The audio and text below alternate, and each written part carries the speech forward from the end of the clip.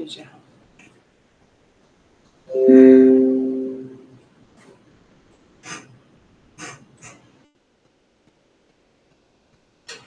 Opa, pera. Sorry.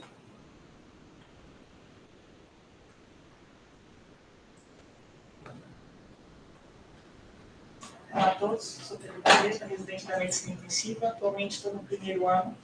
Hoje eu vou apresentar sobre biomarcadores da lesão renal aguda. Bem? No primeiro momento eu vou falar um pouco sobre a lesão renal aguda em si, os critérios diagnósticos que atualmente a gente mais utiliza para diagnosticar essa entidade clínica. Depois vamos falar um pouco sobre a creatinina séria.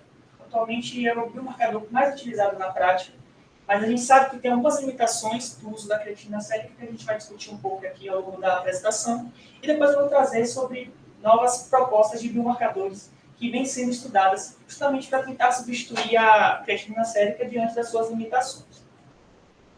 Então, a lesão renal aguda, ela é caracterizada como um declínio súbito da função renal. E essa função renal, esse declínio da função renal acaba sendo manifestada a partir da diminuição do débito urinário, distúrbios hidroeletrolíticos ou acúmulo de algumas escórias nitrogenadas no meio sérico.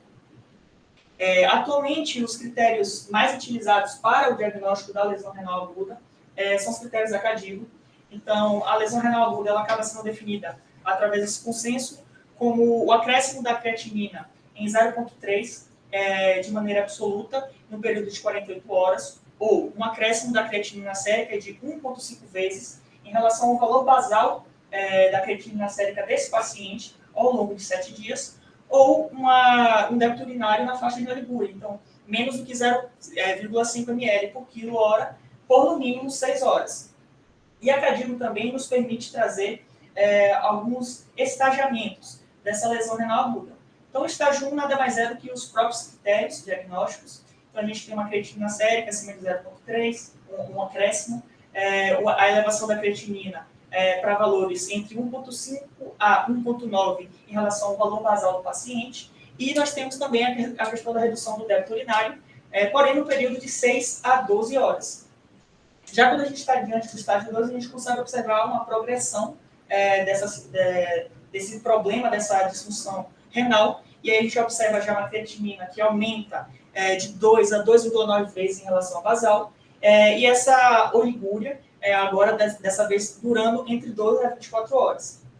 Já quando a gente está diante do estágio 3, a gente observa 5 possibilidades, 5 critérios. Então, a creatinina sérica que se eleva acima de 3 vezes em relação ao basal, nós temos uma creatinina absoluta acima de 4, ou o débito urinário menor do que 0,3 ml por quilo hora por 24 horas, anúria por 12 horas, ou a necessidade de se iniciar uma terapia de substituição renal.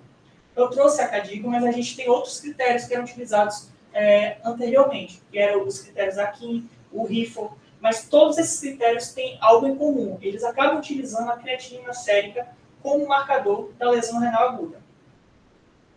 Porém, a creatinina tem algumas limitações. A primeira delas que eu trouxe aqui para a gente discutir é a incapacidade de diferenciar a etiologia. Então, a gente sabe a creatinina sérica, ela sobe, então a gente consegue diagnosticar, beleza, esse paciente tem lesão renal aguda.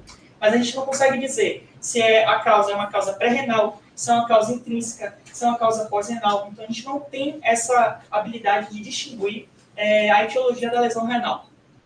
A detecção dessa elevação da creatinina, ela acaba sendo tardia em relação ao estabelecimento da lesão renal em si, e a gente a gente observa que características do paciente acabam influenciando nesses valores da creatinina. Então, se o paciente usa alguma medicação, se esse paciente tem uma massa magra maior ou menor, a idade do paciente.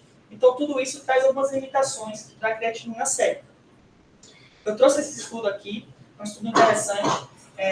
Os autores eles, tinham como hipótese de que a creatinina sérica, a partir do acúmulo de fluidos, do balanço hídrico acumulado ao longo de uma internação de UTI, poderia ser diluído por conta desse excesso de volume.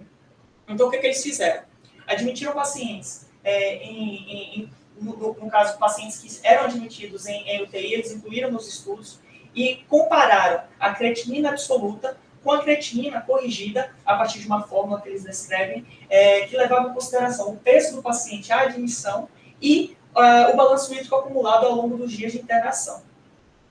O que foi observado é que, ao se comparar a creatinina absoluta com a creatinina corrigida por esses fatores, observou-se um atraso no diagnóstico da lesão renal aguda, justamente comprovado justamente por conta desse acúmulo de fluidos. Então, o que foi observado que ao longo dos dias ocorria de maneira sistemática uma subestimação do valor da creatinina de maneira estatisticamente significante, tendo um pico no 6º dia. Esse segundo estudo que eu trouxe, para realmente ilustrar algumas limitações da creatinina sérica, foi um estudo que incluiu pacientes que seriam doadores não vivos renais. Nesse contexto, acaba-se que, de maneira mais liberal, acaba-se sendo realizado de maneira mais liberal a questão da biópsia renal, justamente para facilitar na alocação dos órgãos a serem doados. Então, comparou-se a performance diagnóstica da creatinina com o padrão ouro, que seria o estudo histológico para o diagnóstico de uma lesão intrínseca renal, uma necrose tubular aguda. O que foi observado foi que o desempenho diagnóstico da creatinina foi comparável a se jogar uma moeda e fazer um cara e coroa, uma vez que a área sobre a curva, tanto na tentativa de avaliar a capacidade diagnóstica da creatinina para a necrose tubular severa, quanto para qualquer nível de necrose, observou-se uma área sobre a curva, uma acurácia, que no valor de intervalo de confiança englobou o 0,5. Então, mostrando que, de fato, a creatinina, ela, diante da comparação com o padrão ouro, que seria a biópsia, não tem uma performance diagnóstica tão excelente e talvez mostrando-se como um marcador diagnóstico não tão bem apurado. Desculpa, não está apresentando a passagem dos slides. Vamos lá, tá bom? Desculpa.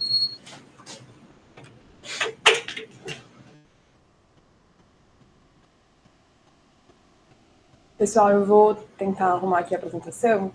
Foi provavelmente eu que errei aqui.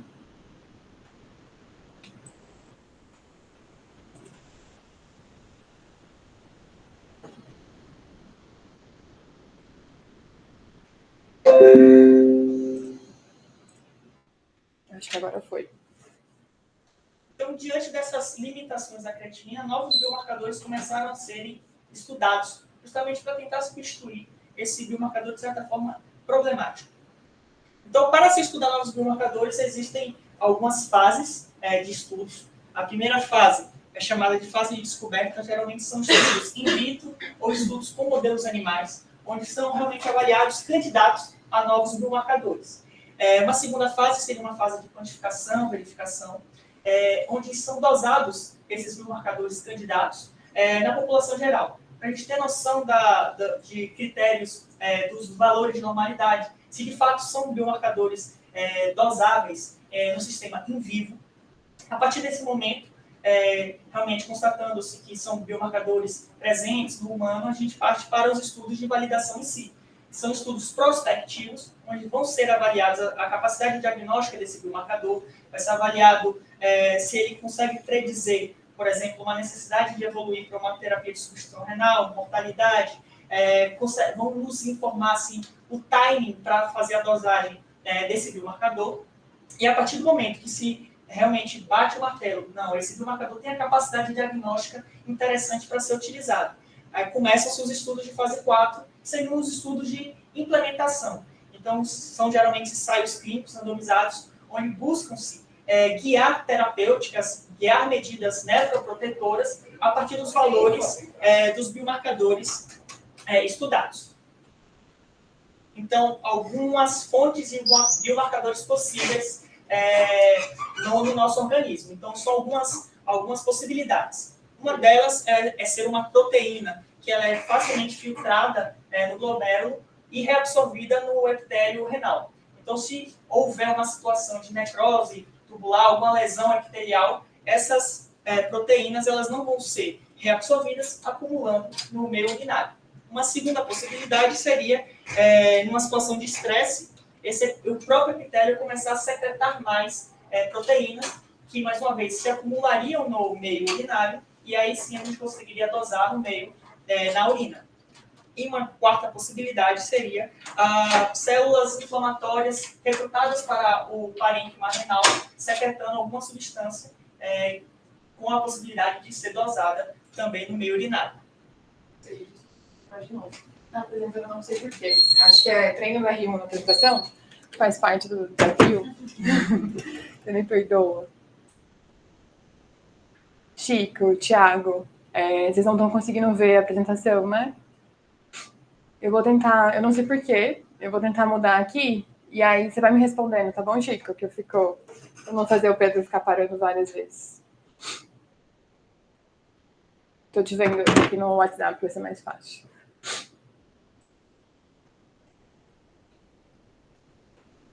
Alguém tem alguma sugestão?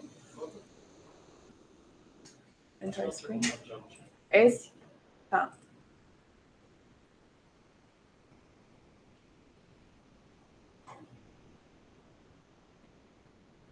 Chico, você tá vendo o slide agora?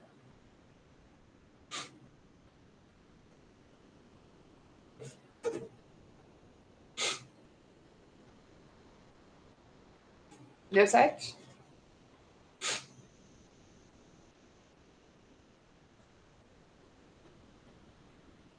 Boa. Era isso. Pedro, me desculpa. Então, para essa aula, essa apresentação, eu resolvi trazer 4 dos biomarcadores estudados, talvez sejam os biomarcadores mais estudados que nós temos na atualidade. O primeiro deles é a molécula de injúria renal do tipo 1. É proposto que essa molécula participaria da fagocitose de corpos apoptóticos. Então, no contexto de lesão epitelial, o próprio epitélio ele secretaria essa molécula para auxiliar na fagocitose dos corpos apoptóticos de outras células epiteliais nesse processo de apoptose. Acabou sendo realmente bastante estudado o KIM1, mas em comparação com outros biomarcadores, foi observada uma capacidade diagnóstica moderada. Nesse estudo, foi um estudo que incluiu pacientes de pós-operatório de cirurgia cardiovascular, então, pacientes que foram submetidos a SEC, então, sob o risco de evolução para lesão renal aguda, e foi avaliado a acurácia diagnóstica através da análise da área sobre a curva ROC.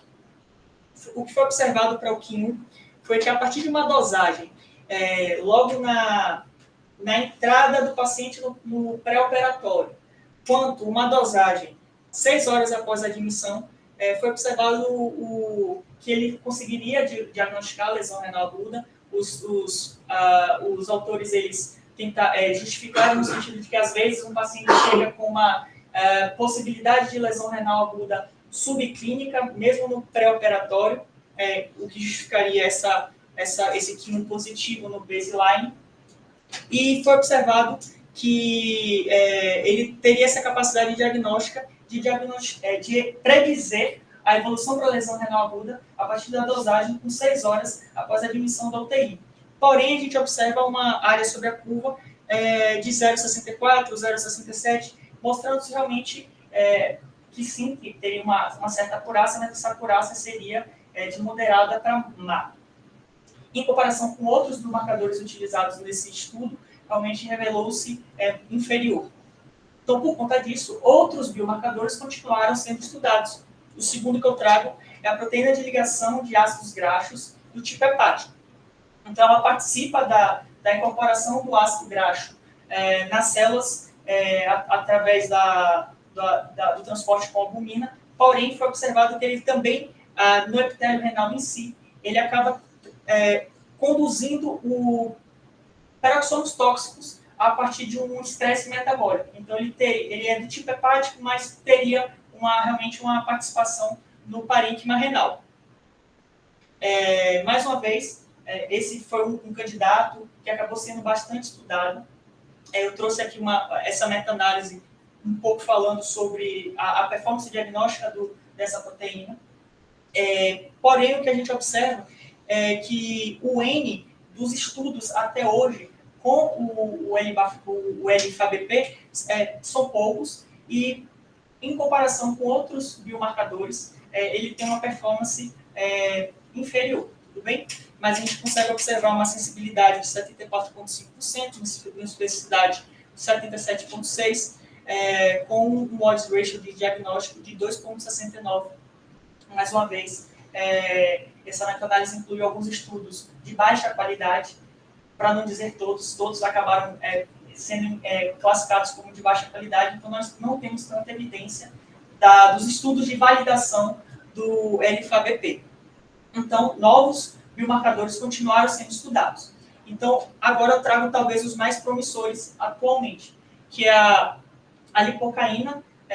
A princípio vou falar desse biomarcador, que é a lipocaína associada à gelatinase de neutrófilos.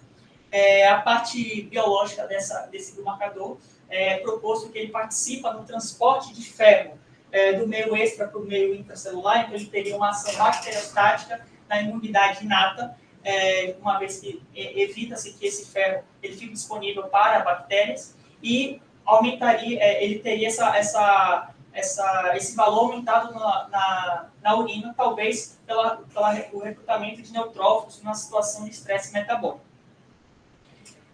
O que é interessante para o Nigal talvez seja a capacidade dele conseguir realmente distinguir uma lesão renal aguda pré-renal de uma lesão renal intrínseca. Então, a capacidade de diferenciação etiológica, que era uma das limitações da creatinina. Então, esse estudo, ele incluiu pacientes em contexto de UTI. Então, eram pacientes que tiveram os critérios para o diagnóstico de lesão renal aguda confirmados, e, a partir daí, foram dosados o N-gal urinário, tudo bem? E foi indexado também, também dosado o N-gal urinário, indexado pela creatinina, para você observar se esse biomarcador teria a capacidade de predizer quais pacientes evoluiriam para uma necrose tubular, ou se ele realmente não teria essa capacidade, assim como a creatinina sérica. E o que foi observado foi uma excelente acurácia, beirando aqui os 90%. Então, nós temos aqui do N-gal urinário de 0,87, a área sobre a curva dele, mostrando, sim, que ele era capaz de, no contexto de paciente com lesão renal aguda, diferenciar quais realmente evoluiriam para, por exemplo, uma necrose tubular. Já com o N-gal urinário indexado pela creatinina urinária, a gente tinha até um desempenho melhor. Então, talvez essa seja a melhor aplicação do N-gal que a gente tem disponível. Esse autor ele trouxe alguns pontos de cortes propostos. Então, o paciente que tinha uma creatinina, um N-gal acima de 47, apresentava uma sensibilidade de 89%, com especificidade de 53%, e utilizando esse ponto de corte maior, a gente tinha um valor preditivo bastante alto, de 93%.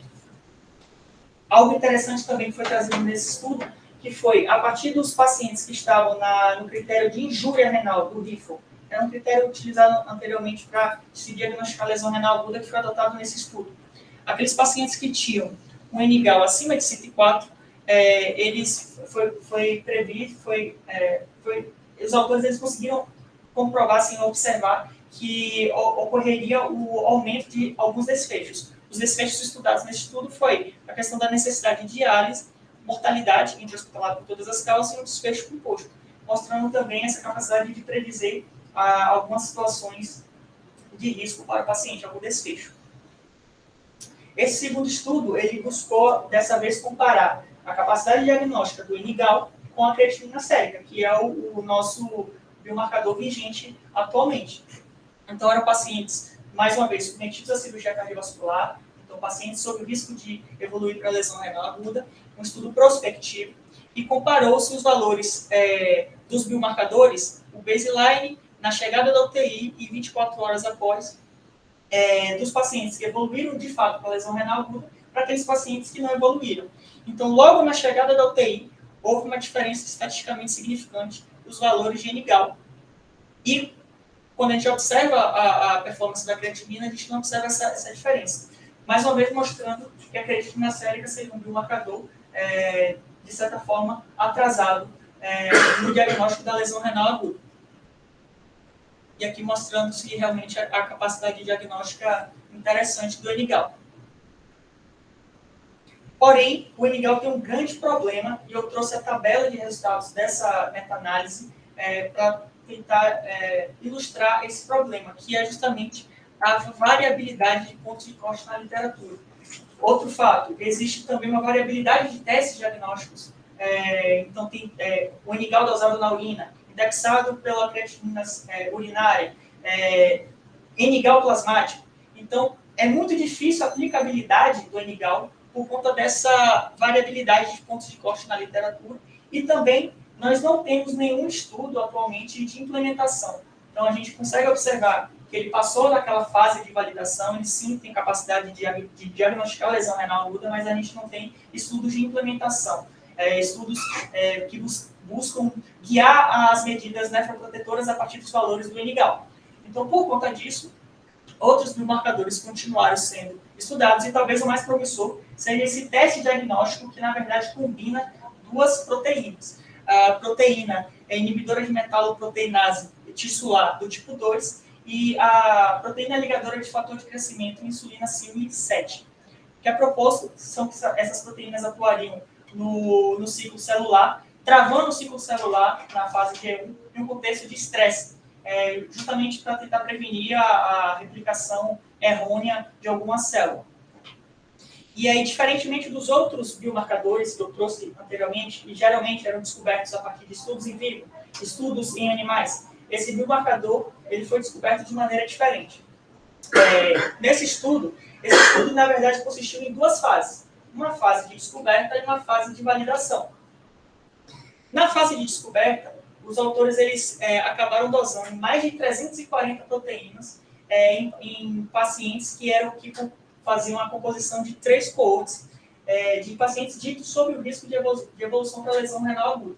E a partir da análise da acurácia diagnóstica de todos esses biomarcadores, eles elencaram os 2 que tiveram melhor performance, e a partir daí levaram esses 2 biomarcadores em um teste conjunto para serem estudados no estudo SAFIR, que seria um estudo de validação em si, para observar se realmente esse biomarcador ele teria essa performance diagnóstica da lesão renal aguda. E aí o que foi observado foi que os 2 biomarcadores que tiveram melhor performance foram o TIPIN2 e o GFP7. E a combinação dos 2 biomarcadores, que comercialmente é chamado de NephroCheck, teve um desempenho ainda melhor, com a acurácia de 0,77 para dosagem de 12 a 36 horas a partir da admissão, e de 0,80 no caso das amostras dosadas até 12 horas. Então, a partir da seleção desses 2 biomarcadores, passou-se para a segunda fase do estudo, que era o estudo de validação em si. E como resultados, foi observada uma acurácia diagnóstica para toda a coorte de 0,80, e, de fato, o NephroCheck ele foi superior do que a dosagem isolada das 2 proteínas, e também foi superior do que o Enigal, superior do que o Ki1, foi superior do que o Elifabep. Então, mostrando-se uma performance diagnóstica bastante interessante. Na análise de subgrupo, foi observado que, olhando somente para os pacientes cirúrgicos, sejam abdominais ou cardiovasculares, a performance diagnóstica foi de 0,85 a área sobre a curva, e para os pacientes sépticos de 0,82. Então, mostrando uma certa versatilidade desse biomarcador no contexto de diagnóstico de lesão renal aguda em pacientes sob o risco de evoluir para lesão renal. E o que é interessante foi que os autores conseguiram estabelecer pontos de cortes bem definidos, que ajudou na realização de estudos subsequentes. Então, foi observado que um valor acima de 0,3 desse teste diagnóstico, isso acarretaria um risco aumentado de evolução para lesão renal aguda. O valor acima de 2 consistiria em um risco quintuplicado para evolução para lesão renal do estágio 2 e 3 de cardíaco, e aquele paciente que tinha os mesmos, o valor acima de 2, ele teria o risco duplicado para evoluir para eventos adversos maiores renais em 30 dias. Essa meta-análise buscou realmente compilar os estudos de validação que eram disponíveis na época, e o que foi observado foi justamente uma sensibilidade de 83%, especificidade de 55%, com uma área sobre a curva de 84, mostrando sim uma capacidade interessante de diagnóstico. Beleza, então a gente está diante de um biomarcador que conseguiu passar da fase 1, fase 2, fase 3, então começou-se a realizar estudos de fase 4, ou seja, utilizar os valores, essas informações, a partir do NephroCheck e guiar terapêuticas, para tentar prevenir a evolução com a lesão renal aguda. Aqui, só para trazer um recorte, a população de pacientes, a amostra de pacientes submetidos à cirurgia cardíaca, a performance chegou até 0,91 da área sobre a curva do NephroCheck. Então, eu trouxe aqui esse estudo, que é o PREVIEW-AKI, um estudo que buscou avaliar os pacientes, também na admissão da UTI, pacientes submetidos à cirurgia cardiovascular, e era dosado o NephroCheck logo na chegada. Aqueles pacientes com um valor acima de 0,3, como a gente viu, seriam pacientes sob o risco de evoluir a lesão renal aguda, eles recebiam um bando educativo, que seriam medidas nefroprotetoras, realmente para avaliar se guiar medidas nefroprotetoras a partir dessa informação do NephroCheck conseguiria prevenir a evolução para a lesão renal aguda. Então, o que consiste esse bando? Então, é evitar agentes nefrotóxicos, suspender o IEC e o BRAS, não retornar após 48 horas, monitorização mais próxima da creatinina e da urinária, evitar a hiperglicemia, evitar o uso ao máximo do contraste e uma otimização hemodinâmica e volêmica mais próxima. E o que foi observado? Que sim, guiar a terapêutica nefroprotetora a partir dos valores do NephroCheck conseguiu reduzir a evolução para a lesão renal, seja de qualquer estadio ou os estadios moderados a severos, com uma diferença estatisticamente significante. Porém, quando a gente olha para os desfechos secundários, guiar essas medidas a partir do NephroCheck não trouxe uma redução, tanto na necessidade de terapia de substituição renal, mortalidade intra-hospitalar, tempo de internação em UTI. Então, diante disso, a gente consegue observar que sim, de fato, conseguimos diminuir a evolução para a lesão renal aguda, mas a gente não tem uma redução em desfechos para o paciente. Então, nesse contexto, foi realizado esse estudo de custo-efetividade. Então, o que nós temos hoje de cenário? O ENIGAL, como realmente um marcador que tem uma capacidade de diagnóstico, mas a gente não tem nenhum estudo atualmente que denote que ele teria a capacidade de prevenir a evolução da lesão renal aguda a partir das suas informações obtidas no seu teste. E nós temos o NephroCheck, que, de fato, a gente consegue prevenir a evolução da lesão renal aguda através das informações trazidas por esse teste diagnóstico, mas a gente não consegue reduzir a mortalidade, necessidade de terapia de substituição renal. Então, nesse contexto, nesse cenário, foi feito esse estudo de custo-efetividade na Inglaterra. E o que foi revelado foi, em comparação ao ENIGAL, o NephroCheck se mostrou mais custo-efetivo, então ele teve um maior incremento do Kelly em relação ao NephroCheck e ainda foi mais barato. Do que o ENIGAL e ainda foi mais barato. Porém, quando a gente compara a performance do ENIGAL, do NephroCheck, com a creatinina sérica, a gente observa que o incremento do Kelly, ele custou, para cada incremento, 105 mil libras. E para a Inglaterra, o sistema nacional, eles consideram uma medida realmente custo-efetiva quando a gente observa um acréscimo de Kelly custando 20 mil libras. Então, o autor ele trouxe realmente que ele não seria atualmente custo-efetivo, mas ele traçou alguns outros cenários. O que foi traçado por esses autores. Se o NephroCheck ele passar a realmente, de fato, reduzir a necessidade de substituição renal a partir de medidas nefroprotetoras guiadas pela sua dosagem, ou reduzir tempo de internação, reduzir mortalidade, ele se mostraria com mais de 95% de probabilidade como custo-efetivo. Então, o que é que nós temos hoje de perspectivas futuras? São alguns estudos que estão sendo realmente levados, estão sendo realizados. Nós temos aqui já o NephroCAC, ele já foi concluído, mas ainda não temos resultados. E nós temos aqui o segundo estudo, que ainda está na fase de recrutamento, que justamente visam guiar a terapêutica nefroprotetora a partir das dosagens do NephroCheck. Então, se tais estudos, talvez, eles denotarem realmente que a gente conseguiria diminuir tais desfechos, talvez o nefrocheck ele passe a ser custo efetivo. Então, como mensagens finais, a gente tem que a creatina é um marcador tardio de sofrimento renal. O NGAL, talvez, ele possa ser utilizado no contexto de diferenciação de se realmente é uma pré-renal, se é uma lesão intrínseca. As medidas nefroprotetoras guiadas pelo nefrocheck conseguem, sim, reduzir a lesão renal aguda, mas a gente não consegue reduzir os eventos adversos renais. E, por enquanto, na prática clínica, não se mostra custo efetivo utilizar biomarcadores no diagnóstico da lesão renal aguda. Muito obrigado.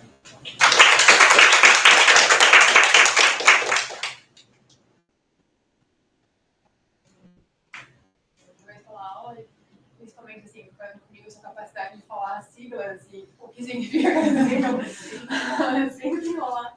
Eu estou até agora impressionada nisso, assim, eu estou... Mas eu vou ver perguntas, pode ser? Depois a gente vai fazer. Dúvida, gente?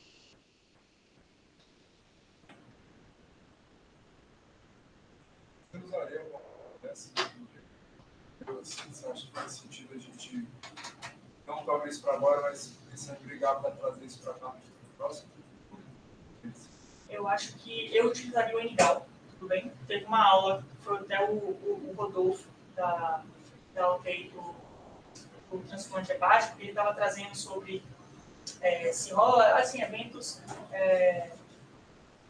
uma aula de hepatologia para o intensivista. E aí eu perguntei no final a questão da utilização do NGAL para a gente tentar distinguir, por exemplo, uma síndrome hepatorrenal de uma lesão renal aguda advida de um problema pré-renal. E existem alguns estudos que mostram que sim, o NGAL teria essa capacidade. E então, nesse contexto de, por exemplo, dúvida diagnóstica, a gente daria volume para o hepatopata ou a gente estaria pensando na síndrome hepatorrenal. Então, seria interessante essa utilização do NGAL. O grande problema foi que ele até trouxe na aula foi a questão da variação dos testes dos valores de corte, que dificultaria um pouco da interpretação. Mas eu acho que o NGAL ele teria, talvez, a participação nesse contexto assim, de dúvida diagnóstica, assim, de definição de conduta a partir da etiologia da disfunção renal.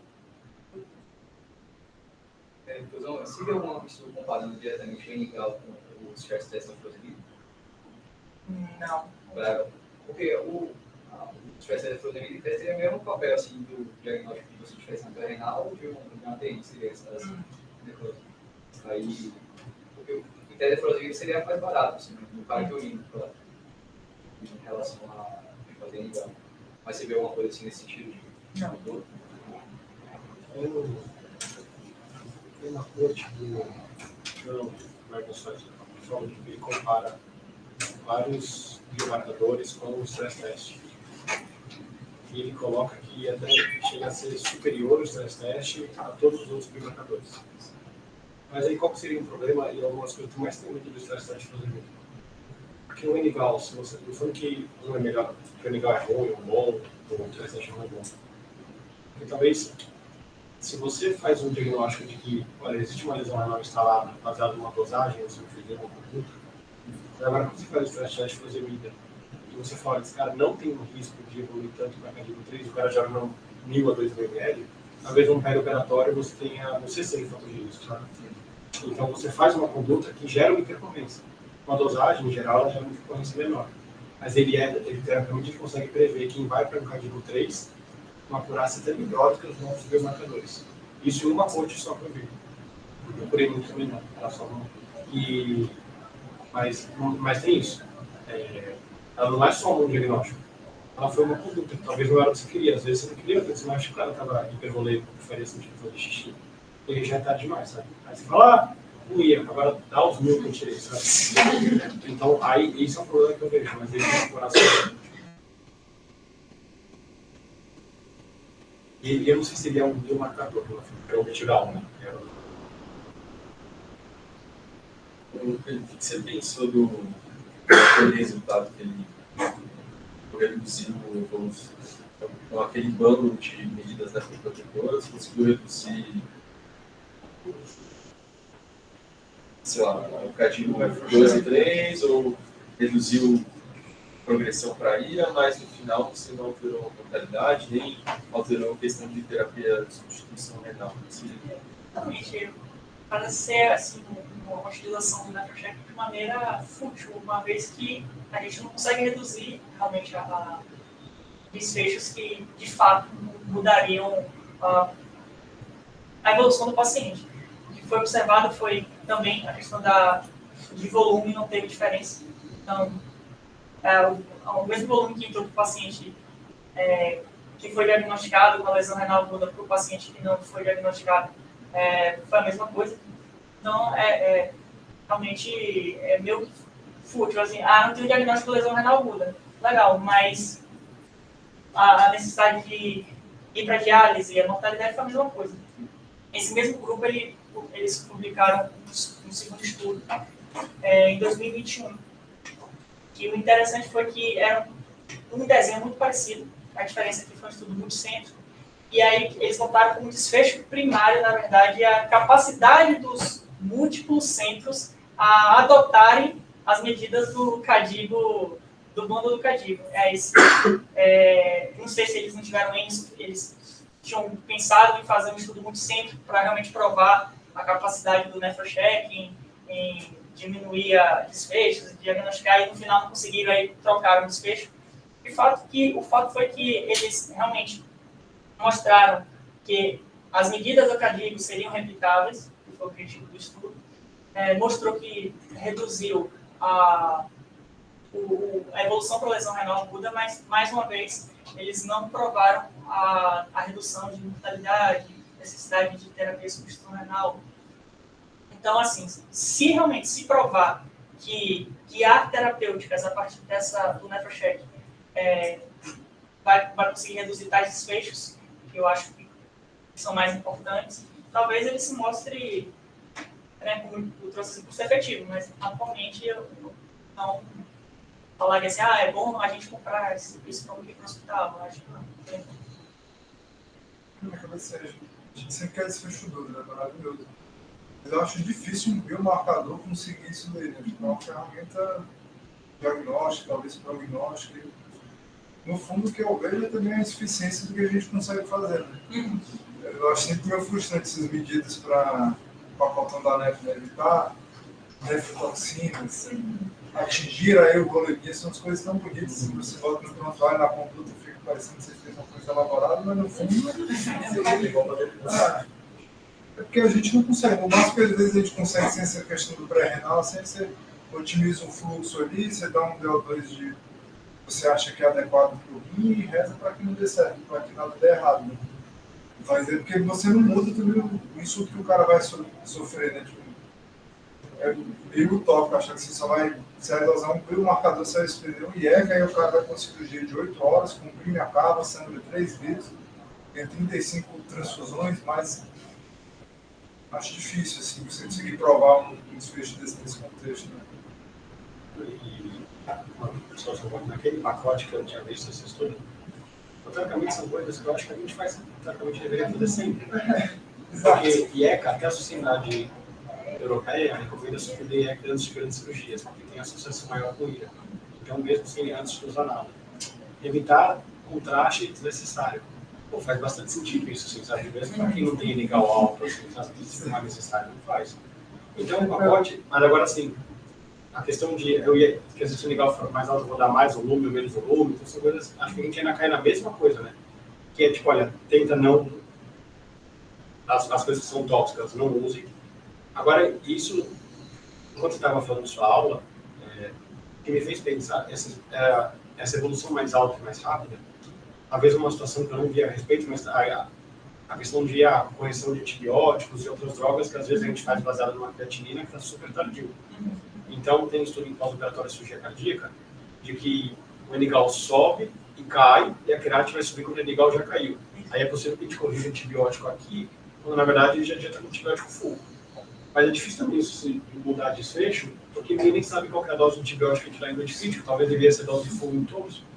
Mas talvez isso, talvez ajude em pequenos ajustes.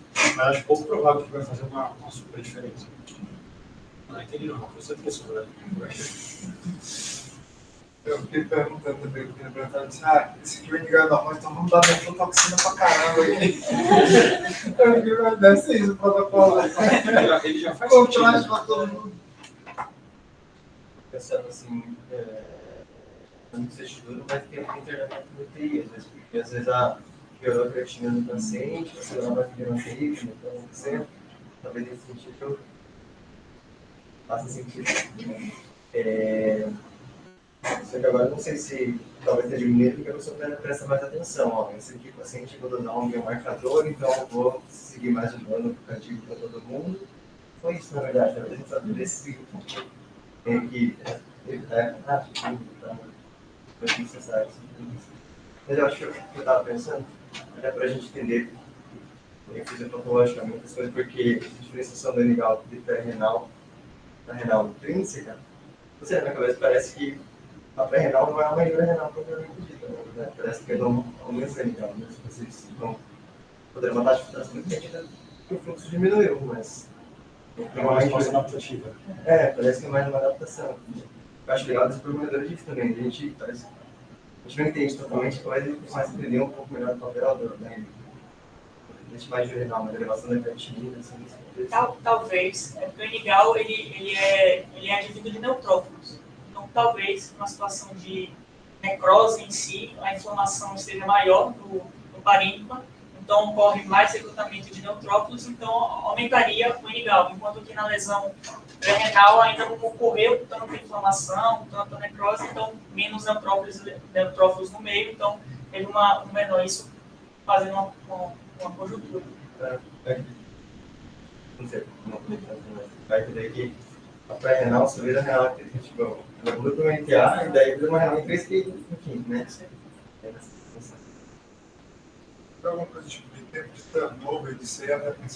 Começou a alterar, depois eu fiz um volume, eu aumentei a minha meta de PA e quanto tempo isso vai melhorar para eu ir vendo a terapia?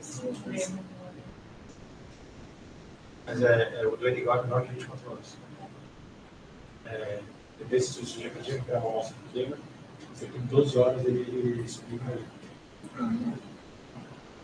Seria interessante essa dose, velho. Uma coisa só com relação a diferenciar, lembrar também aquela questão que até ele mexe na visita a gente comenta, da diferenciação entre renal e pós-renal, cuidado que a própria hepatorrenal, a síndrome hepatorrenal, ela é um padrão de pré-renal para um cara que às vezes não precisa de volume. E a síndrome hepatorrenal, por definição, ele não pode estar hipovolêmico, mas ele é um padrão de pré-renal. Então, às vezes, ele pode subir um irigal sem ser falta de volume. Ele entra no pacotinho da pré-renal, mas não é falta de volume. Só para, nesse caso, ela não trazer um tratamento pronto, porque às vezes nesse caso não cabe. E até esse doutorado do Rafael Chimenez, ele era daqui do PS, feito gastro e hepato, justamente aqui no HC, pegar todos os pacientes que chegavam com hepato renal e dosar creatina e irigal, ver como é que era a evolução e ver se o irigal conseguia prever quem que evoluiria para hepato renal, quem que responderia ao albumina termocina. Eu acho que na tese dele, eu preciso olhar com calma, depois eu mando, mas ele era um bom preditor de quem responderia ou não à terapia. E talvez fosse uma indicação também disso, mas eu preciso olhar com calma, depois eu mando, eu preciso pedir para ele.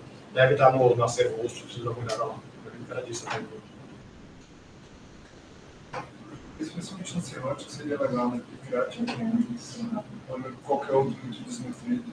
E talvez se for um bom preditor, dadas as limitações que você trouxe, foram bem legais, de vários cortes diferentes, talvez você não use albumina termocina. Recentemente teve um paciente que não teve termocina porque não tinha toque de explicar. Então talvez, ao invés de fazer aqui outra albumina termocina além de ser cara, se o paciente não responde, ele é super deletério, porque ele fica hipervolêmico e hipertenso. Então talvez ela faça mais mal do que feito. Então talvez tenha algum papel. Eu acho que a gente ainda, não sei se a gente vai achar, mas esses biomarcadores, nesse momento, eu não consigo achar onde encaixar eles perfeito. Mas acho que não é inválido aquilo que está sendo produzido para talvez achar locais para ele. E aí fica aquela questão de que ele, como ele é pouco usado, ele é sempre pouco investido, sempre muito caro. Então sempre fica pouco custo efetivo. Mas talvez em algumas coisas específicas deixar de gastar outras coisas, ele faz sentido e acho que é o que você trouxe aí, que vai ter que ter estudo, talvez em condições específicas. Mas eu acho que é pouco provável que ele venha para substituir a creatinina e a ureia, assim, né? Mas acho que talvez caiba algum lugar específico deles. Você vai pedir uma ureia, creatina, agora eu pedi um tipo 2 de genética. Como é que fala isso? Mas vai rolar lá dele, por isso que chamaram de nefrocheck.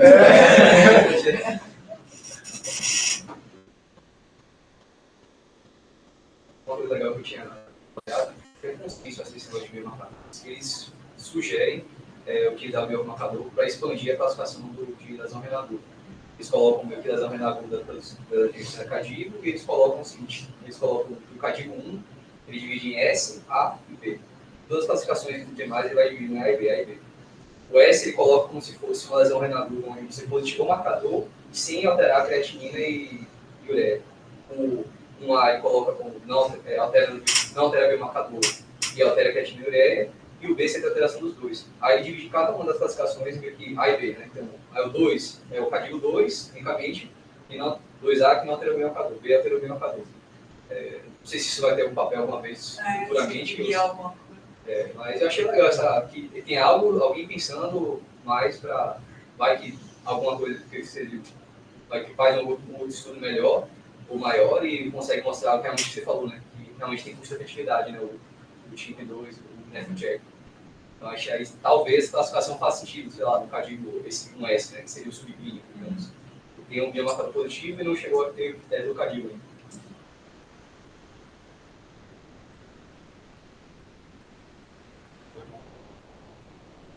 Estava falando do Pedro aqui, com o Zé Mauro e o Igor, com uma linha de pesquisa, assim, eles conseguiram vir, assim. Mas eles tinham falado duas coisas, como você está falando, Thiago. Talvez uma coisa que a gente não pensa na UTI de pensar depois no risco desse paciente pós-UTI é um material. O paciente que uma vez fez IRA não é o mesmo paciente de um risco populacional, né? De ter ao ponto de acompanhamento deles, assim. Então tem uma linha deles nesse sentido, assim. De talvez o biomarcador fizesse sentido nesse contexto do que entre aspas separa muito pouco, né? Tem reserva funcional, assim. Tem um que eles vão começar agora, que aí é outra sigla de capacidade de adesão CCR14. E ele é para pensar, é uma coisa que eu acho que eu tenho mais dúvida dentro da UTI, assim, na questão de quem vai estar com persistência de disfunção renal, desliga contínua ou desliga, sabe? Que hoje, será que já melhorou a função renal suficiente, urinou? E é um marcador que parece que está sendo professor, assim. A gente tem muita dúvida nesse contexto, assim, de creatinina. E talvez esse marcador tenha algum sentido, assim, de pensar em permanência de disfunção renal por diálise, assim, sabe? Então, acho que tem esses grupos que, enfim, de novo, que vocês estão falando, que talvez a gente consiga encaixar, assim.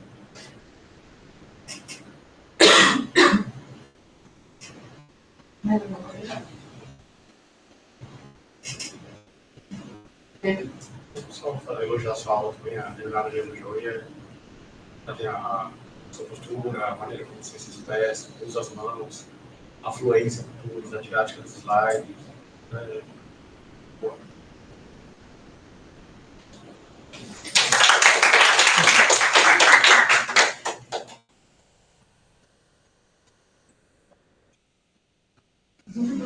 Esse aí é uma